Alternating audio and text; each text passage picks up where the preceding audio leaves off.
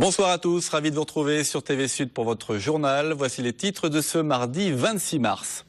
La guerre des marchands de journaux est-elle déclarée à Poussant dans l'Hérault? Le point presse historique de la commune se retrouve sans journaux depuis le début du mois. Il accuse son concurrent. Et puis la semaine de la fraternité et du vivre ensemble continue à Nîmes. Des étudiants ont mené une action pour sensibiliser aux différentes formes de handicap moteur et sensoriel. Enfin, le festival Arabesque a dévoilé son programme ce matin. Une 8e édition dédiée aux arts du monde arabe est tournée cette année vers la jeunesse et la modernité. C'est du 13 au 19 mai au Domaine d'Eau, à Montpellier. Mais on commence par la disparition d'un jeune étudiant cet après-midi dans le fleuve Hérault à hauteur du Pont du Diable près de Saint-Guilhem-le-Désert. La victime et 3 de ses amis faisaient du canyoning. Un important dispositif de secours a été déployé sur place avec notamment un groupe nautique des sapeurs-pompiers.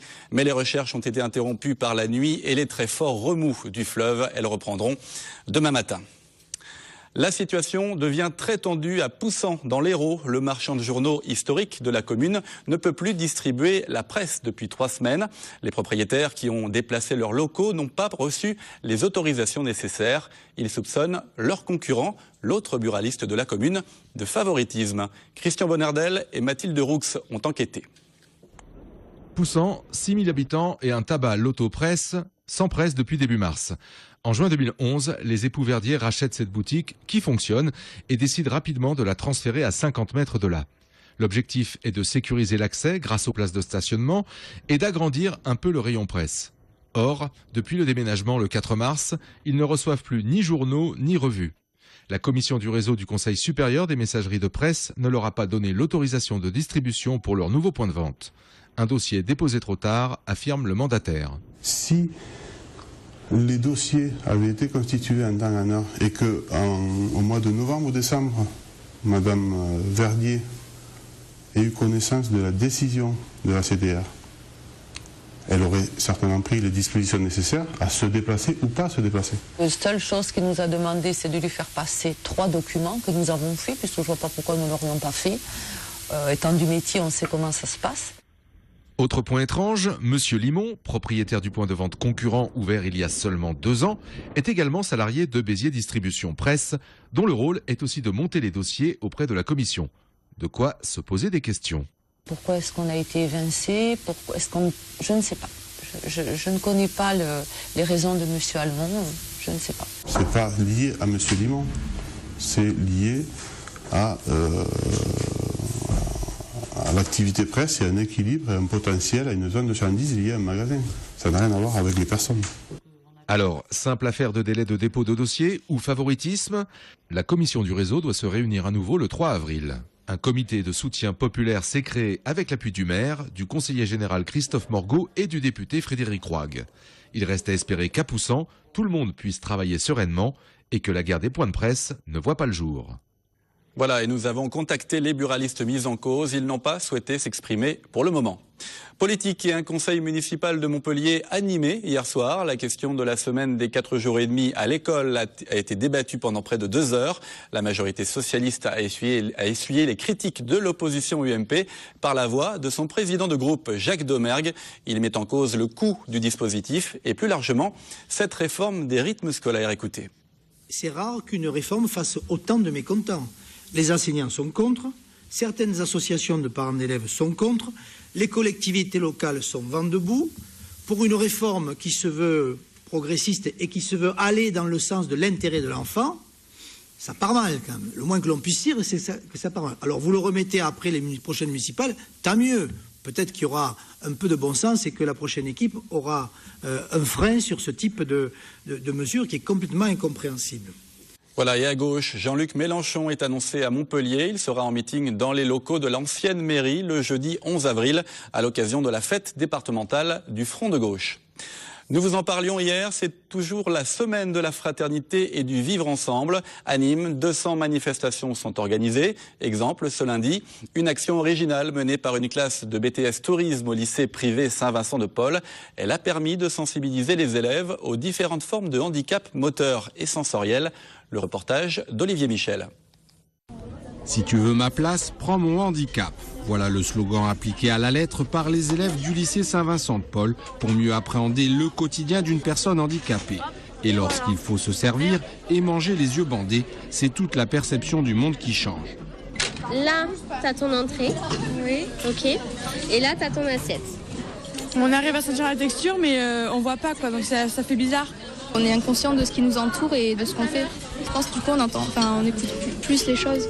On peut se rendre compte qu'elles n'ont pas d'autre choix que d'être accompagnées parce que c'est un mode de vie après.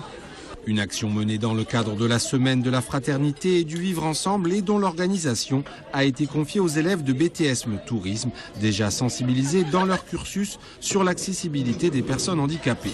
Tout le monde puisse se dire que ça peut tous nous arriver un jour, pas les ignorer ou au contraire pas trop les fixer en se disant qu'est-ce qu'il a celui-là, parce qu'au final ils sont comme nous et voilà, avec juste un petit peu plus de difficultés. Des difficultés et des discriminations dont a été victime Jérémy, mais qui s'améliorent depuis qu'il a intégré au sein du lycée la classe Ulysse qui mélange élèves valides et handicapés. Au début de l'année, j'avais un peu de mal de m'intégrer, mais au fur et à mesure des mois qui passent, je me rends compte que c'est un peu les... Ouais, voilà, c'est... Ça le fait, quoi. D'être avec que des handicapés tout le temps, ça me... Je sais pas... Ça fait pas bien, alors que la mixité, ça... Moi, je me sens mieux, je me sens beaucoup mieux. Et voir ses camarades s'installer dans un fauteuil roulant est pour lui une expérience qui ne peut être qu'enrichissante. Il ressentent pas les souffrances que je peux ressentir, mais les difficultés que je peux ressentir. Et ça, franchement, ça c'est bien parce que je pense qu'ils me comprendront mieux maintenant. Et alors que ses camarades allaient sur l'esplanade se confronter temporairement à la réalité de l'handicap, Jérémy est rentré chez lui, comme tous les jours avec son ambulancier, mais empli d'espoir, celui que cette journée ait fait avancer les mentalités et changer des regards qui ont certes évolué, mais pèsent toujours. Et vous n'avez pas à me juger, ne me jugez pas, mais... Et que voilà, je fais pas de mal, je suis juste handicapé, voilà. Elle est rarement évoquée, pourtant bien réelle, l'accidentologie sur la route des pompiers lorsqu'ils sont en intervention. Le service d'incendie et de secours de l'Hérault a donc décidé de limiter le risque en formant les conducteurs sur circuit et dans des conditions extrêmes. Reportage Vincent Pereira de midilibre.fr. Le centre d'essai Goodyear de Mireval, près de Sète, met à disposition des pompiers de l'Hérault depuis 2001 son circuit 4x4. Aujourd'hui, c'est une première. Les pilotes d'essai du pneumaticien formeront à la conduite d'urgence les conducteurs des ambulances. Nous disposons d'énormément de pistes pour optimiser et maximiser, c'est-à-dire, exagérer les situations de la vie courante pour pouvoir prétendre mesurer la performance des pneumatiques et donc la performance du comportement qui, au niveau des réflexes, généralement nous pousse à avoir un comportement qui n'est pas celui qu'il faut dans une situation de dangerosité. Le colonel des pompiers de l'Hérault souhaite baisser le taux d'accidentologie en conduite opérationnelle. Nous sommes dans une politique de prévention des risques routiers et donc il s'agit que nos conducteurs VSAV, qui sont les véhicules par essence qui se déplacent le plus rapidement sur opération pour secourir nos concitoyens, il s'agit que ces conducteurs soient formés dans les conditions les plus extrêmes, et c'est vrai que toutes les conditions sont requises ici sur le circuit pour que cela soit le cas. On arrive à 100 km/h, on doit freiner au maximum des possibilités du véhicule, donc pression maximum sur les freins, et on doit éviter l'obstacle.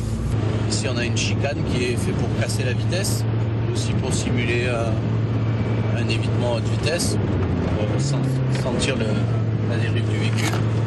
Voilà. Ici une partie serrée, pareil, on frôle bien le cône, on rentre pas trop vite pour sortir vite. L'important c'est de rentrer doucement pour sortir vite. C'est très enrichissant, parce que ce ne sont pas du tout des façons de conduire chez nous qui sont quand même habituelles. Donc là, on est en train de connaître les possibilités de nos véhicules qui sortent le plus souvent dans ces gabarits-là au niveau des ambulances.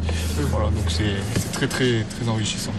Ce partenariat permettra de former gratuitement sur l'année 5 fois 12 pompiers durant une journée sur circuit sec et mouillé. Toutes les jeunes recrues devraient y passer. En échange, le personnel du circuit bénéficiera d'une formation aux premiers secours.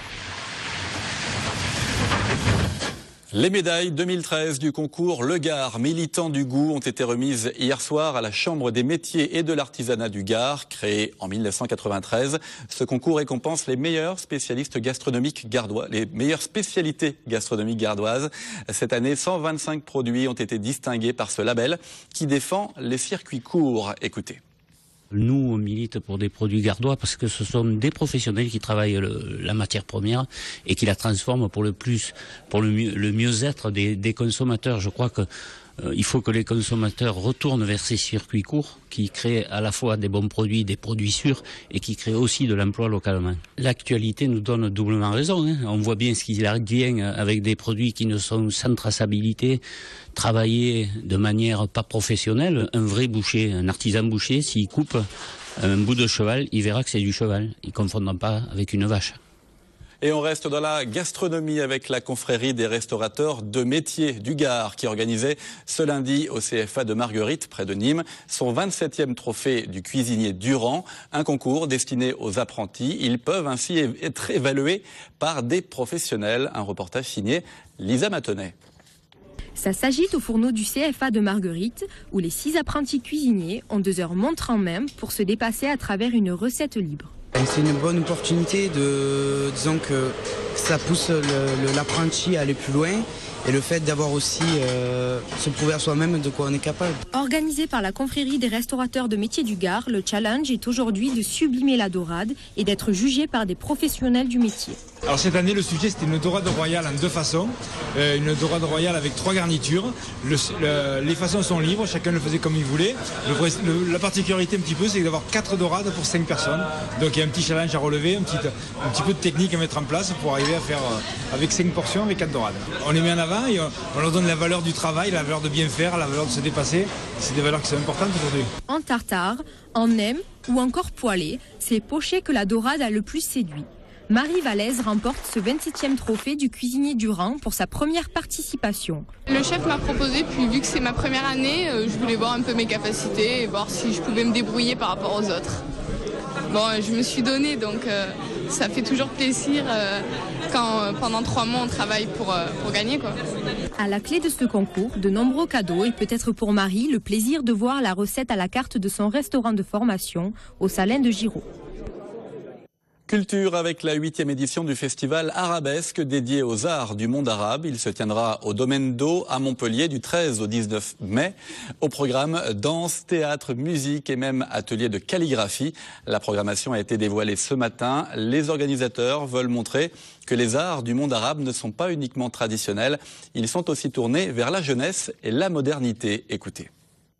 C'est un message fort qu'on a envie d'envoyer aux habitants du département et de la région et même de France pour montrer que d'abord le vivre ensemble existe bel et bien, que la culture est multiculturelle par définition, qu'il ne faut pas avoir peur du monde arabe parce que maintenant c'est vrai qu'à chaque fois que le mot arabe est prononcé c'est stigmatisé à travers différentes interprétations et que la richesse de la culture arabe est extrêmement importante. On fait découvrir aussi des artistes qui sont contemporains, enfin, toute la nouvelle création, la nouvelle génération qui arrive, avec des pays quand même où la jeunesse représente plus de 70% de la population totale, ce qui est énorme.